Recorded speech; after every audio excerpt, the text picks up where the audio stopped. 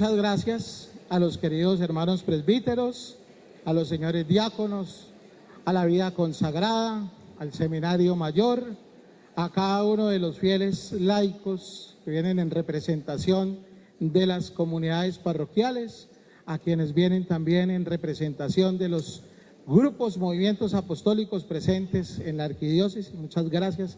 Su presencia aquí es muy importante porque la Asamblea Arquidiocesana de Pastoral es una experiencia muy rica de la vitalidad de una iglesia particular.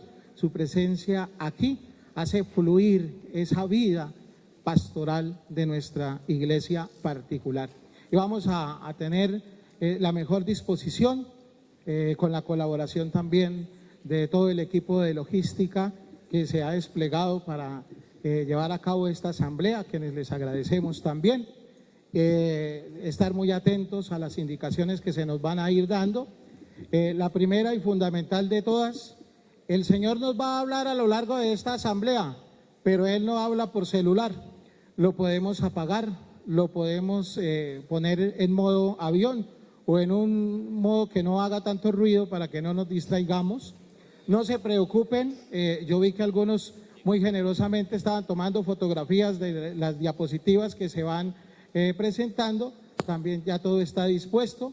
A ustedes se les entregará en un primer momento un material síntesis de los trabajos que vamos a realizar durante las jornadas, y también luego vía correo electrónico a las comunidades parroquiales les estará llegando toda la síntesis del material que se realice, con que nos vamos a ir guiando, y todo lo que vamos a producir en esta Asamblea Arquidiocesana de Pastoral.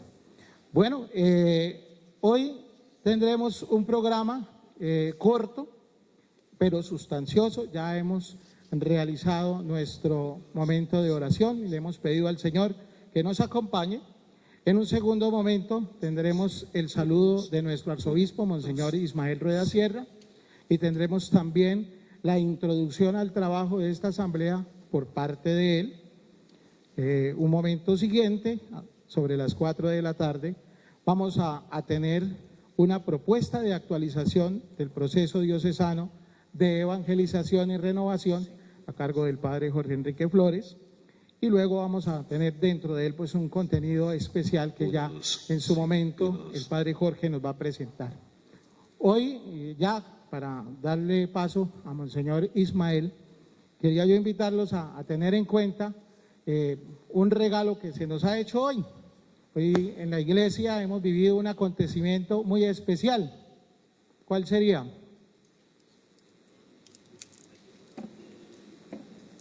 No, es que sí. No, el Partido Colombiano no, tampoco, no.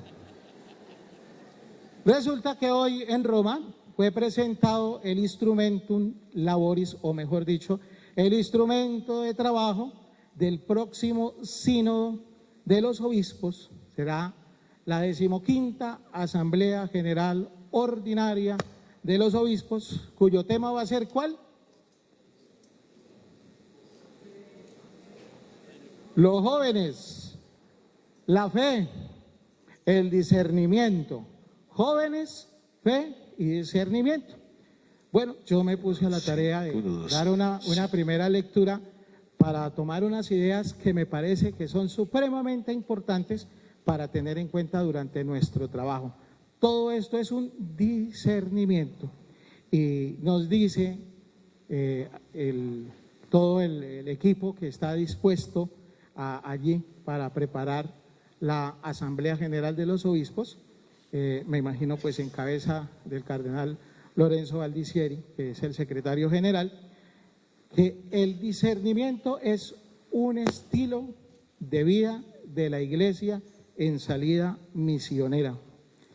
Es un estilo, discernir es un estilo de vida que nos pone a nosotros a responder a las exigencias del mundo en el que nosotros vivimos. Luego, en segundo lugar, nos dice que es un instrumento para la lucha.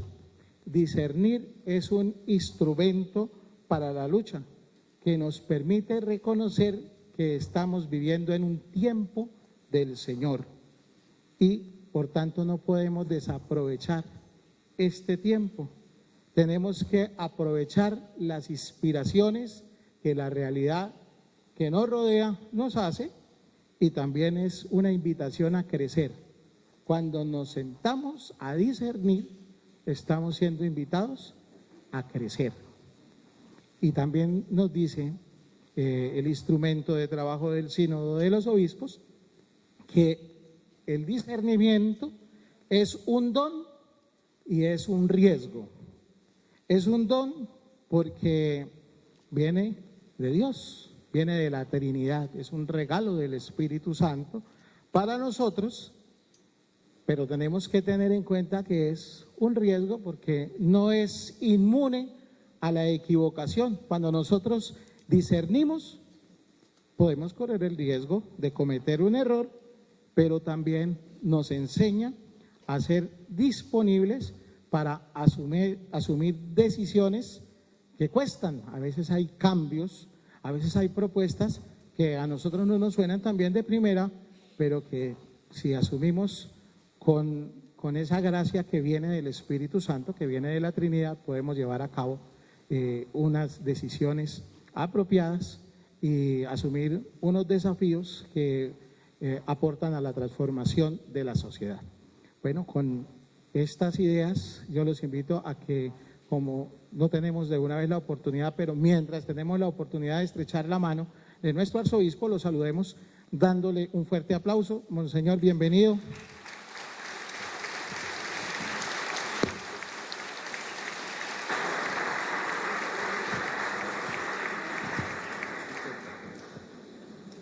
Muy buenas tardes, queridos hermanos y hermanas. Para darles la cordial y fraterna bienvenida a nuestra Asamblea Arquidiocesana de Pastoral, que, como bien saben por los elementos de la invitación que se hizo y el programa, tiene una enorme importancia para nuestra arquidiócesis, porque prácticamente vamos a compartir lo que ha sido un discernimiento muy serio durante varios años de las diócesis que estamos comprometidos con este proceso diocesano de evangelización y renovación, y que poco a poco, mediante ese discernimiento, la oración, los aportes de una u otra manera de quienes han ido o hemos ido participando, pues va produciendo unos frutos. Por tanto, es un instrumento que no es escrito allá en una oficina, en un escritorio para entregarlo, sino es fruto de un discernimiento serio con el pueblo de Dios. Y por eso, digo yo, es de una enorme importancia esta asamblea que estamos haciendo en este año, en esta mitad de año, porque al final del año tendremos otra de evaluación.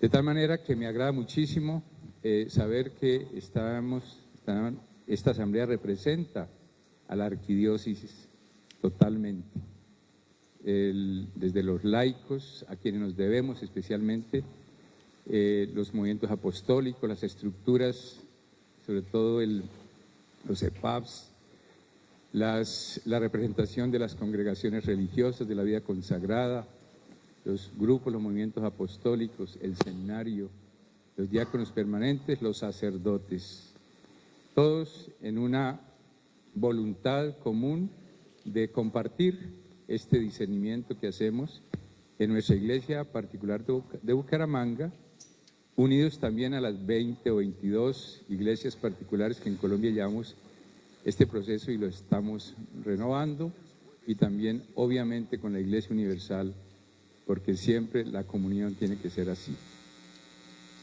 De tal manera que vamos a trabajar con todo el entusiasmo en nuestra asamblea de pastoral.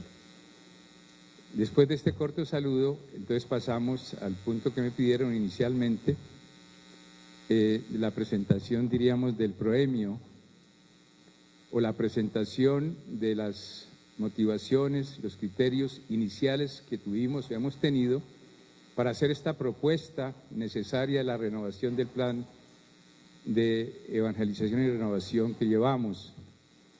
Esto pues ya lleva como unos 4 años por lo menos que estamos en ese trabajo, y que aquí en la arquidiócesis pues se ha recibido un aporte muy importante, porque aquí en nuestra arquidiócesis se ha ido aplicando.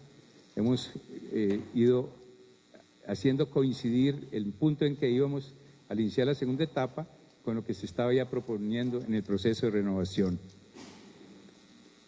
Entonces, diríamos que el texto que acabamos de meditar en la lección inicial es un gran icono bíblico que inspira nuestro proceso, nuestro caminar, indudablemente. Es un camino donde el Señor está presente, donde al principio no se sabía que era Él, y era Él. Por eso después decía que ardía el corazón cuando Él les hablaba. Es un proceso que se plantea sobre los acontecimientos. Usted es el primer extranjero que no sabe lo que ocurrió en Jerusalén en días pasados, los acontecimientos. Es todo un camino catequético que hace el Señor recordando las Escrituras, la historia, el camino del pueblo de Dios que no tiene ruptura, que tiene su punto máximo en la encarnación, la vida, en la muerte y resurrección del Señor. Y la manifestación ya evidente para ellos que por la fe lo descubren de Él, que se hace presente precisamente en la fracción del pan. La salida misionera de ellos inmediatamente, a comunicar a los otros que estaban reunidos, ellos se habían salido del grupo, como nos recordaba el Padre, y estaban un poco despistados por eso. Volvieron a donde no han debido salir, que era el grupo que seguía ese discernimiento de los acontecimientos que acaban de ocurrir en Jerusalén y estaban en comunión dispuestos a la salida misionera. Entonces, digo yo, es un gran icono que tenemos precisamente para iluminar espiritualmente este camino de nuestro plan de evangelización y renovación. En este sentido, hay que pensar en primer lugar que la vida cristiana y misionera es camino, es travesía, es movimiento, es el dinamismo del espíritu el que impide que nos detengamos e impulsa a renovarnos. Independientemente de nuestros estados psicológicos, de nuestras frustraciones, independientemente de nuestras propias actitudes respecto de los planes de Dios, el Espíritu sigue moviendo y actuando. Y Él lleva el dinamismo de la vida, de la historia y naturalmente de la vida dinámica de la Iglesia, del pueblo de Dios en la historia. Y por eso es el Espíritu el que nos mueve y el que mueve a la Iglesia a una renovación constante. La aplicación de planes y proyectos pastorales deben ser la manera ordinaria como hacemos consciente de modo operativo, organizado y en comunión esa acción dinámica de la salvación que permanentemente se actualiza para todos y cada uno en la realidad del pueblo de Dios. El Espíritu actúa y dinamiza la vida de la Iglesia, pero son necesarias unas mediaciones para canalizar toda esa energía que el Señor nos entrega para trabajar por su reino.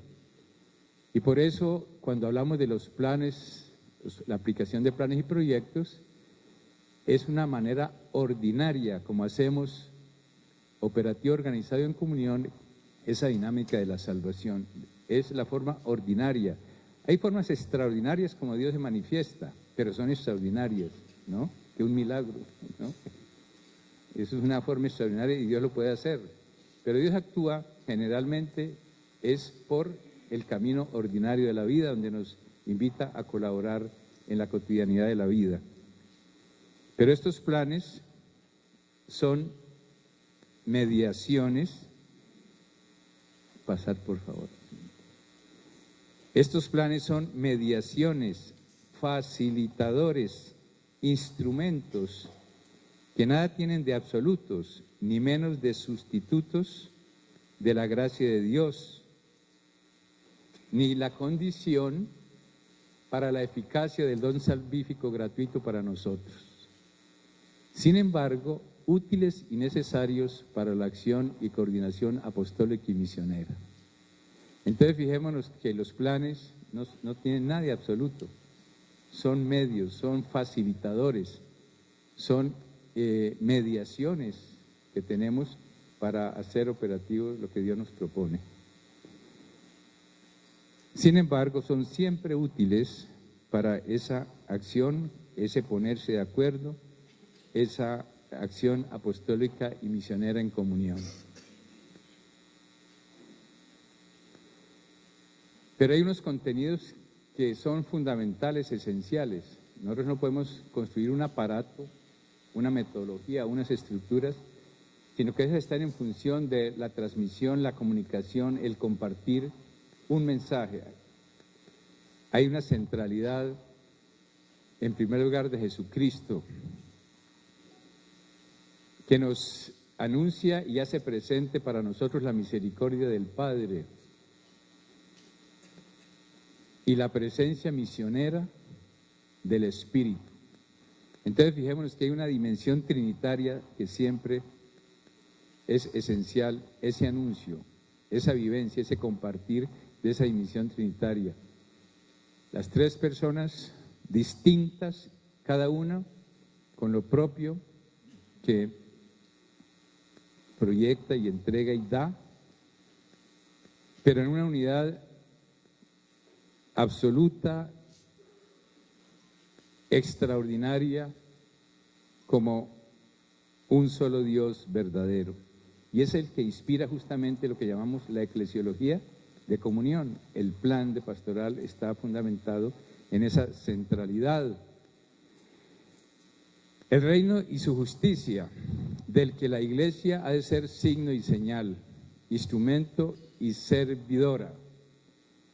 En esto, el concilio, en la Constitución Lumen Gentium sobre la Iglesia, pues precisa muchísimo y aclara cómo la Iglesia es servidora del reino de Dios.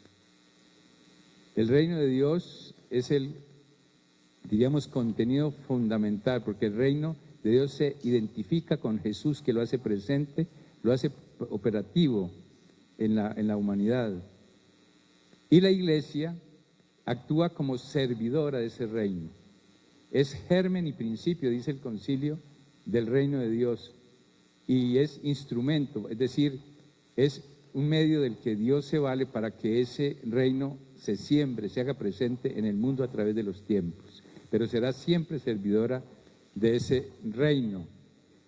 Todas estas detalles de entrada no pueden pasar inadvertidos en su esencialidad a la hora de trazar la ruta y diseñar la hoja de ruta de un camino pastoral.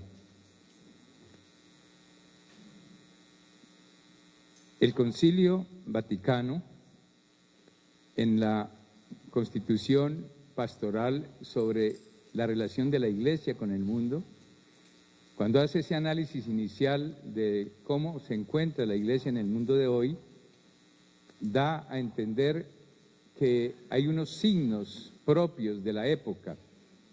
Incluso habla de cambios rápidos y profundos que paulatinamente se extienden al universo entero en el lenguaje del concilio. Este pensamiento del concilio sobre el mundo en que estábamos viviendo, hoy ya se dice no solamente es una época de cambio, sino un cambio de época, como lo dijo ya Aparecida.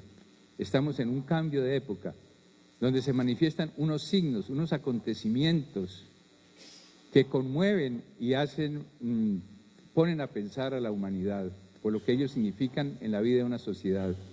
Esos signos de los tiempos invita el concilio a conocerlos y a interpretarlos, a hacer discernimientos sobre ellos a la luz del Evangelio. Y de acuerdo con ellos, ese discernimiento de los signos de los tiempos, encontrar la voluntad del Señor en relación con su pueblo, con la salvación. De tal manera que los signos de los tiempos, la realidad social, cultural y eclesial, lo que llamamos en el proceso el contorno y el entorno, ¿no? Recordemos que el contorno en una figura es la línea que rodea la figura, diríamos es lo de la iglesia, ¿cierto? Y el entorno es lo que va más allá, la cultura, la sociedad, todo lo que aparece donde está inmersa. Estamos inmersos también como pueblo de Dios y llamados a evangelizarlo. Han de ser el referente permanente para entender la actualidad y el dinamismo de la encarnación, la dimensión histórica de la salvación y el indicador para leer el estatus de la dignidad humana y solidaridad, y no el modo de pensar técnicamente las cosas y creer que se tiene la solución a los incesantes y también cambiantes dramas históricos del hombre con tal recurso. Quiere esto decir que siempre que nosotros hacemos un discernimiento de los acontecimientos, lo hacemos teniendo en cuenta una determinada manera de ver esa realidad. Un lente a través del cual nosotros interpretamos esa realidad para ver qué es lo que Dios quiere de ella. Es probable que un político o que un administrador conozca exactamente esa realidad, ¿no? Por decir algo, la violencia intrafamiliar en Santander. La violencia intrafamiliar en Santander es una realidad que en las estadísticas la ve el pastor, la ve el que está haciendo campaña política, la ve el que está promoviendo el comercio en Santander. Hay diferentes, esa misma realidad, pero el lente con el que la ve es distinto y por tanto las conclusiones a las que llega son distintas. Nosotros la vemos a la luz del Evangelio, esa realidad la interpretamos a la luz del Evangelio, esos signos de los tiempos, y sacamos unas conclusiones pastorales para la orientación desde el Evangelio, para la transformación de esa realidad en el ambiente que vivimos. Justamente esta mañana en Vanguardia, para decir este caso de la violencia intrafamiliar, dice cuáles son las comunas en Bucaramanga donde más se está presentando estadísticamente y todo la violencia intrafamiliar. Cita como unas 4 o 5. Y además otras en las que menos se presenta esa violencia intrafamiliar aquí en la ciudad. Entonces nosotros tendríamos que pensar al ver eso, que esos arciprestazgos están ahí en esas comunas. Habrá que hacer un discernimiento pastoral para trabajar más fuertemente en esos ambientes para proponer la propuesta del Evangelio, de la comunión y la vida familiar. Cosas de estas. Bueno, y por tanto los aspectos técnicos que los puede tomar un político o un economista para decir esta circunstancia me da la oportunidad para que los índices de desarrollo evolucionen de tal manera, si yo le coloco esto voy a obtener un resultado económico, son elementos técnicos. Nosotros usamos los elementos técnicos como ayuda, pero no como los definidores de una realidad pastoral. Por esto el examen necesario que hacemos de la realidad para ser interpretada, asumida y redimida por el Evangelio, se debe ubicar con visión de fe y no solo de ciencia en el proyecto pastoral. Nuestro proyecto pastoral podría ser un proyecto magnífico, técnicamente hecho y metodológicamente muy organizado, pero si no tiene estos elementos de contenido, de orientación, de interpretación, de discernimiento, quedaría como un cascarón vacío desde el punto de vista de nuestro plan pastoral. No tendría eficacia. Aquí en esto se enuncia algo demasiado importante, que hay un principio que se ha planteado, siempre lo ha planteado la Iglesia en la evangelización: lo que no es asumido no es redimido. San Justino, padre de la Iglesia, trajo mucho este pensamiento. Lo que no es asumido no es redimido, y es el misterio de la encarnación. Por eso el Señor se encarnó para transformar la vida nuestra, la vida de la humanidad. Entonces, importante tener ese criterio a la hora de asumir la interpretación de la realidad. El Concilio Vaticano II. Estoy seguro que, yo digo que la mayor parte de ustedes son posteriores al concilio, al momento en que se hizo cronológicamente el concilio. O sea, son menores de 50 años o 53 años. Sin embargo, el Concilio Vaticano II, en el contexto de los 2000 años de historia de la Iglesia, fue un hito muy alto en ese camino del pueblo de Dios, indudablemente. Que a pesar de que hace 50 años se hizo, nos parece que eso apenas se está estrenando ese concilio, porque la iglesia, el pueblo de Dios, pues es de mirada amplia hacia atrás en la historia de Dios y hacia adelante, incluida la eternidad. Entonces, por eso la enorme importancia de poner este punto de referencia el concilio, que en últimas es el que nos tiene en este trabajo que estamos haciendo. El Concilio Vaticano II vino a ser el acontecimiento fundamental de los últimos tiempos del pueblo de Dios en camino para emprender una fructuosa renovación a la luz del Evangelio y habida cuenta de los desafíos de los nuevos tiempos. Era la posguerra, Europa había quedado destruida, el mundo desorganizado, reconstrucción de la sociedad y la apertura a la sociedad moderna. No fue ruptura, pues el pueblo de Dios no rompe su incesante peregrinar, sino dinámica superación de lo que lo ataba o de todo aquello que como lastre le impedía avanzar. En el pueblo de Dios no hay rupturas, hay acontecimientos que lo afectan profundamente, como lo estamos viviendo en este tiempo en la vida de la iglesia, y que lo hacen dar pasos cada vez más adelante, después de una purificación, después de una prueba histórica, incluso como aparece siempre en la historia de salvación. La iglesia no rompe, vive experiencias de salvación y va siempre adelante. A propósito de lo del concilio, nosotros tenemos aquí a 50 metros,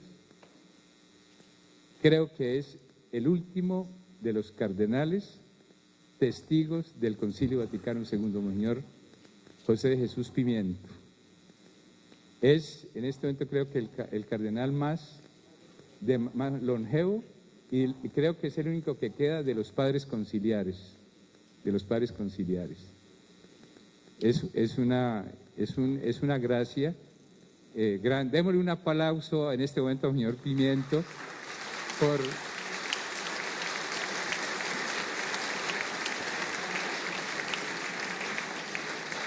porque el Señor le concedió esa gracia de haber podido ser padre conciliar en su momento, en este momento de la vida de la iglesia. 50 años después sigue la tarea de traducir en la marcha de la iglesia inserta en el mundo lo que el concilio quiso y orientó con la luz del Espíritu para la anhelada renovación o ayornamiento, como entonces se decía. La palabra que se acuñó en ese momento, porque no se traducía como reforma propiamente, ni como propiamente renovación, sino ayornamiento. Es decir, una adecuación de la vida de la iglesia a los grandes desafíos que estaba trayendo la época y la posibilidad de que mediante esa renovación, diríamos, se acuñó, para nosotros traducimos en renovación, para que de esa manera pudiera cumplir eficazmente la misión que el Señor le dio a la iglesia de evangelizar esa nueva época de la historia, los nuevos tiempos.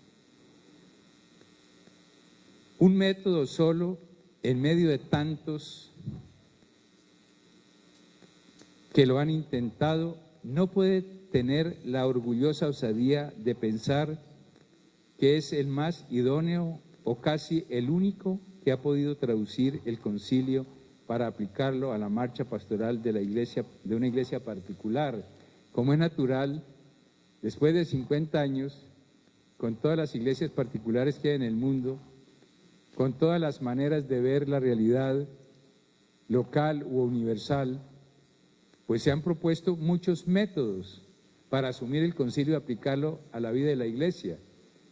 Entonces, para decir, nosotros no podríamos ser como tan sobrados, pensar que nuestro método, que en buena hora alguien ideó y planteó, es el mejor, pero es el que el Señor nos ha dado para que hagamos ese ejercicio aplicado a nuestras iglesias particulares, este grupo de las 20 o 22 que estamos trabajando y que es muy bueno, entre otras cosas.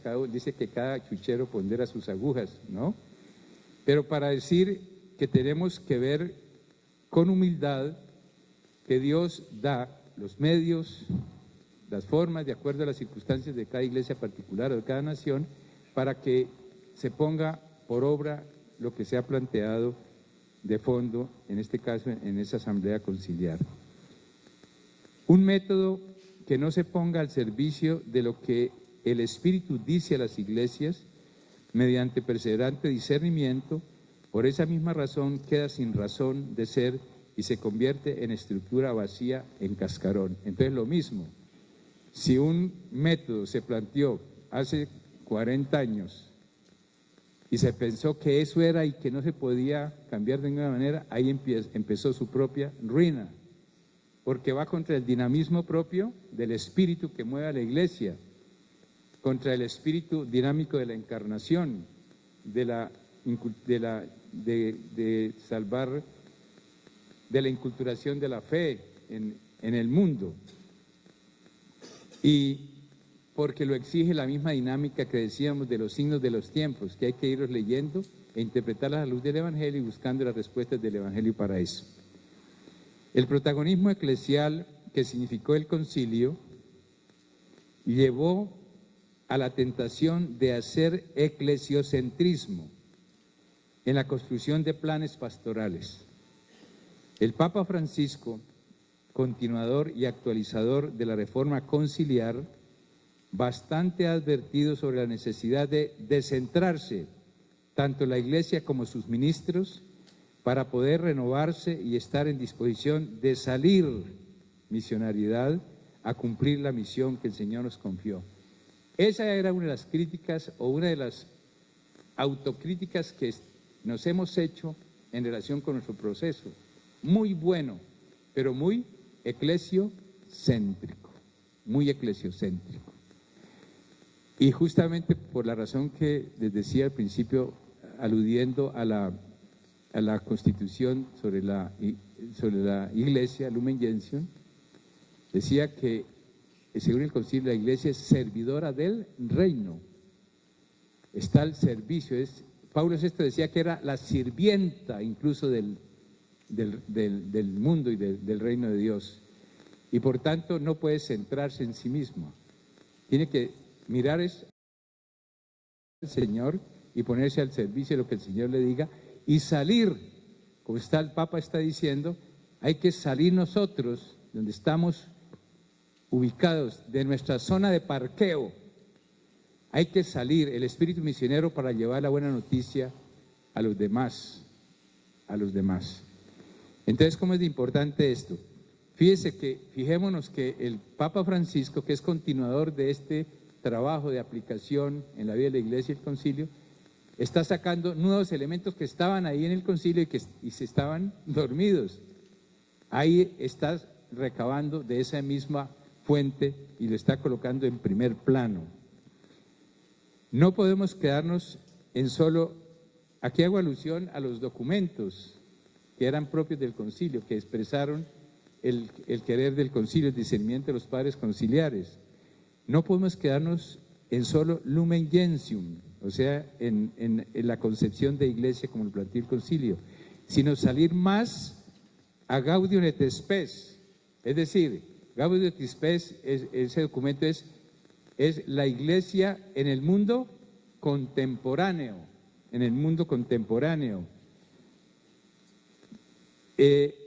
hay que salir adyentes era el documento sobre la tarea misionera de la iglesia.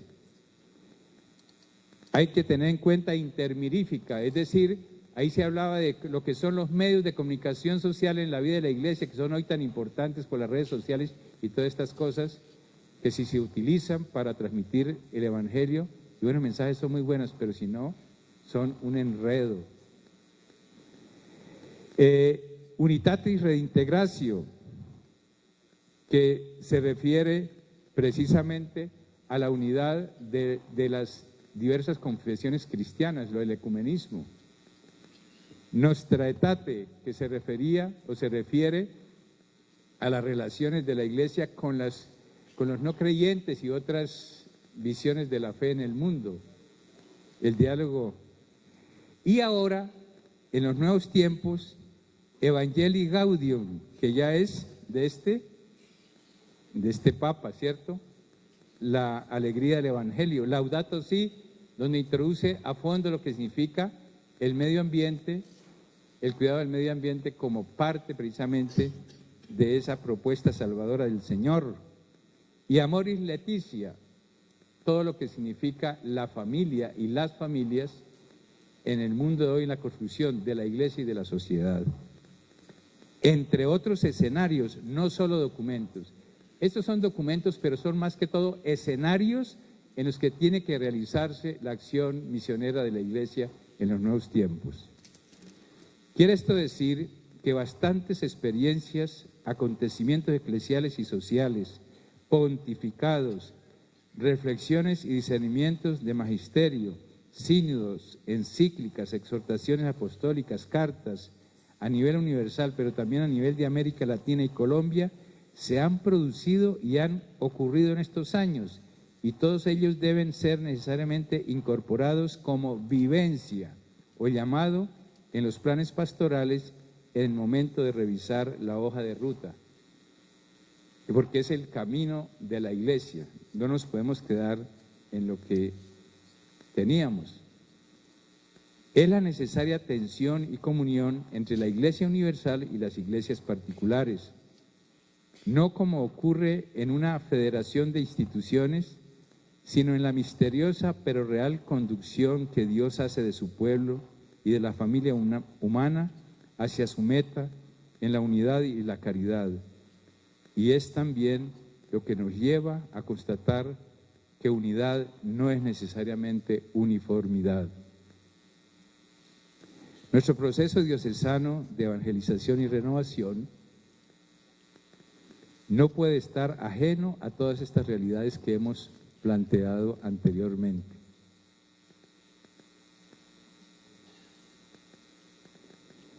Por eso, con base en las diversas experiencias vividas en la práctica, evaluadas con honestidad, valorada la riqueza de sus propuestas metodológicas, estamos en el punto de aplicar los nuevos discernimientos para su actualización y renovación, de modo que sin perder la esencia de la propuesta, reciba el aire nuevo de su rehabilitación, pensando en quienes pueden iniciar su aplicación y en los pasos subsiguientes de quienes ya hemos iniciado o avanzado en esta propuesta en nuestras diócesis.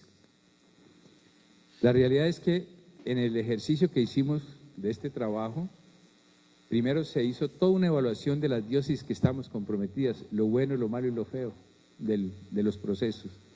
Y todo eso se tomó y se hizo discernimientos sobre eso y se llegó a la conclusión de que había muchas cosas en las que había que avanzar, renovar, poner a punto de acuerdo con el camino de la Iglesia, todas las propuestas que hay de evangelización y no evangelización en la vida de la Iglesia. Y de acuerdo con eso, pues entonces se elaboró la propuesta que ahora después se va a entregar, con el propósito de que no solamente los que ya estábamos en un camino lo profundizáramos, lo fuéramos haciendo la renovación, sino pensando en los nuevos obispos, las diócesis, que llega un obispo y dice, bueno, este plan muy bueno, pero hay que ver cómo va, hay que evaluarlo, hay que verlo. Y diócesis donde no hay planes de pastoral en este sentido, que puedan empezar con él de una vez. Por ejemplo, aquí el obispo de Tibú, que estaba en esta comisión de estudio, él de una vez empezó a aplicarlo ahí en Tibú, con el nombre nuevo que se le dio como sugerencia, y empezando ya ese proceso, de una vez empezó a aplicarlo en el caso, por ejemplo, de la diócesis de Tibú. Nosotros lo asumimos a partir de la segunda etapa, que ya hemos avanzado lo del encuentro con Cristo durante estos últimos años. En la mentalidad conciliar de apertura al mundo, inculturación, servicio a la humanidad, solidaridad, misionariedad, como condición de descentramiento eclesial en la línea del reino, es necesario poner más atención y ubicar en el contenido del proceso pastoral lo que implica esas exigencias con especial cuidado del tema periferias personales y existenciales, como las viene señalando el Papa Francisco. Es como de las últimas exigencias de énfasis que recibimos y que tenemos que irlas implementando también, lo de las periferias. Es indudable que en la Iglesia colombiana se ha ido avanzando en caminos o métodos pastorales con inspiración similar al nuestro en cuanto a sus objetivos últimos. Esto lo comparten todos los planes pastorales diversos que hay, lo que es la necesidad de la evangelización o la nueva evangelización, lo de las comunidades, pequeñas comunidades, o la iglesia comunidad de comunidades, todo lo de la salida misionera, la dimensión misionera y la transformación social. Eso está como en los objetivos de todos los planes pastorales diversos que hay. Mas no ocurre lo mismo en los métodos y énfasis o prioridades en estos planes, los eventos centrales, los tiempos de aplicación, etcétera. El enriquecimiento mutuo, por ejemplo, aquí en Colombia, en este momento, los planes o las propuestas pastorales que predominan son el nuestro, el PDR, el cine, que es el que tiene la mayor parte de diócesis en este momento. El cine tiene como 35 diócesis más 22, son 57 y son 70 jurisdicciones. Otras tienen lo del camino neocatecumenal como inspiración. Por ejemplo, Valledupar lo ha tenido pues como telón de fondo de trabajo. Otros ya por iniciativa propia, los obispos aplicando estrategias de orden pastoral, ¿no? Propio, en fin. Pero entonces una riqueza que consideramos de la propuesta y todas las propuestas es que ojalá podamos ponernos de acuerdo todos a nivel del país en cuáles son los elementos esenciales para plantear, así sean distintos los planes, de tal manera que el servicio al país desde los diferentes planes pastorales tengan una fuerza común y unos resultados comunes a nivel de la nación. Y creemos que esta propuesta procura incluir todo lo que de reparo se estaba haciendo en relación con nuestro proceso por parte de otros procesos pastorales. Por ejemplo, lo del querigma, ¿no?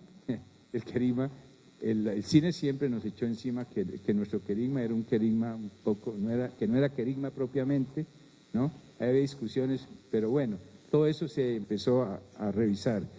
El enriquecimiento mutuo en cuanto a experiencias y complementación de visiones es urgente y se hace necesario en virtud del compromiso común que tenemos en la nueva evangelización del país, la comunión eclesial, que como ya lo notaba, por supuesto, no es uniformidad, en la reconstrucción permanente de la convivencia y relaciones fraternas y solidarias, y todo ello de cara a los desafíos de construir la paz en particular.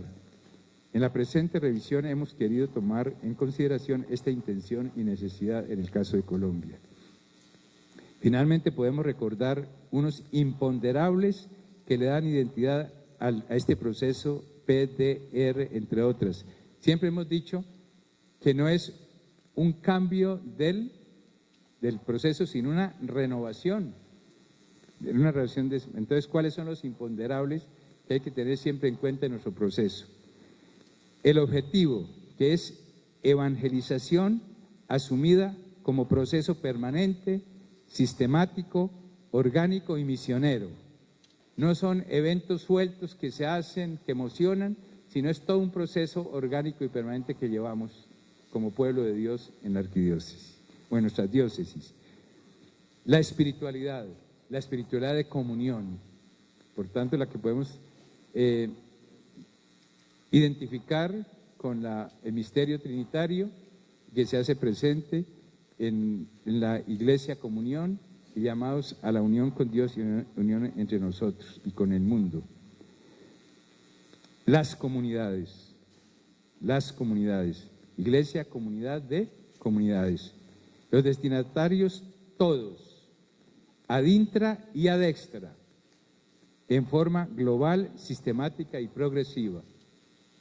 El Papa Francisco está insistiendo mucho en eso, ¿no? En lo de no excluir a nadie en cualquier situación que se encuentre en la vida. Siempre ir más allá y llevar el mensaje del Señor a todos. El sujeto evangelizador, todos los bautizados llamados a ser evangelizados y evangelizadores. El método, participativo, incluyente, experiencial, que confronta fe y vida, los signos de los tiempos, es prospectivo en el sentido de su visión y discernimiento del futuro, y tiene unas estructuras que no son entes abstractos, sino que son personas concretas, ¿no? Un EPAP, que es una de las estructuras, es el conjunto de unas personas que con una determinada mentalidad, una manera de vivir su fe, una formación que han recibido, conciertan para ayudar en una parroquia a orientar el proceso en la parroquia de acuerdo con el plan de la arquidiócesis. Pero ese PAP de la iglesia, de la parroquia del Sagrado Corazón, es seguramente, por ser las personas las que lo hacen esa estructura, seguramente es muy distinto el de aquí, del de San Juan Nepomuceno, o el de Santa Inés, o el de Matanza, porque son personas distintas con una misma consigna, pero que en el discernimiento pueden ir sacando conclusiones diversas. Eso es. Entonces son personas participativas, dialogales, orgánicas, favorece y no ahogan la vida, un máximo de vida con un mínimo de estructuras. Entonces, esos eran como los criterios que compartimos inicialmente para emprender, digamos, ese proceso, esa tarea de discernimiento para hacer una propuesta de renovación de nuestro plan de pastoral. Muchas gracias.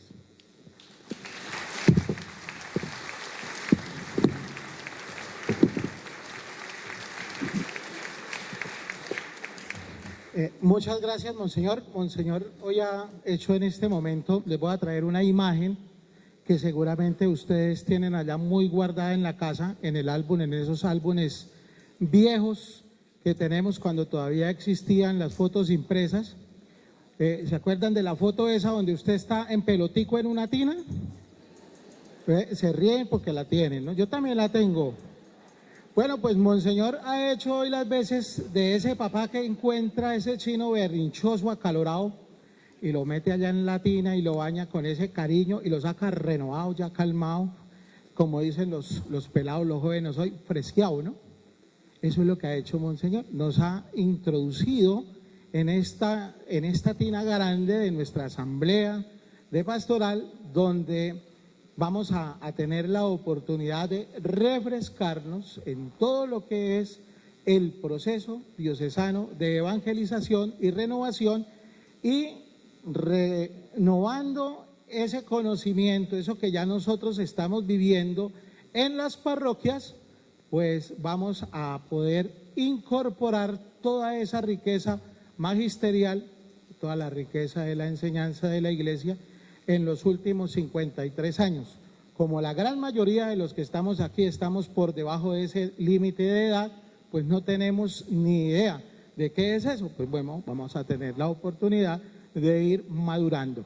Otro indicativo logístico para que estén tranquilos y no se preocupen.